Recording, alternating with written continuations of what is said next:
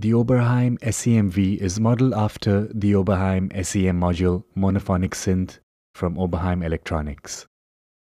Tom Oberheim, the company founder, with the help of Dave Rossum from EMU Systems, designed the synth and presented it at the AES convention in 1974. This was the first synthesizer from the Oberheim Electronics company.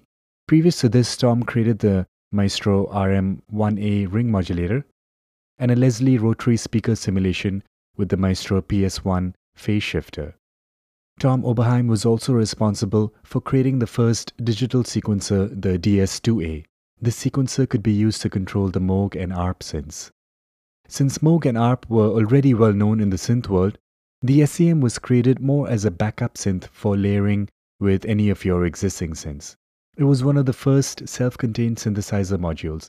Despite having an unassuming appearance and pinned as a backup synth, it had a very unique sound due to its two-pole filter. The Moogs and ARPs mainly sported a four-pole filter. This synth became popular enough for Tom to create a two-voice version, which was in effect a combination of two SEMs with a keyboard in one carrying case. This was the Oberheim Two-Voice. Tom also created a four-voice version.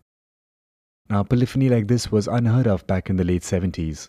Having four separate modules in one basically meant that you could program each voice to sound different from the other. The main drawback with the system was that each voice needed to be programmed manually. So doing filter sweeps was almost impossible unless you had four hands free. Tom also released a massive 8-voice version which solved some of the programming issues, as it had the polyphonic synthesizer programmer which could store 16 patches per voice, but you still needed to program each voice separately.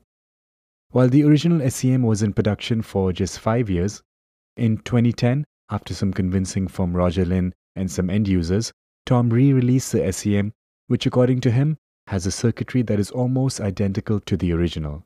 The main addition to the original SEM in this re-release is the MIDI to CV patch panel. Now in the next couple of tutorials, we will look at the Arturia emulation of the synth and also check out the additional features you get in the software version.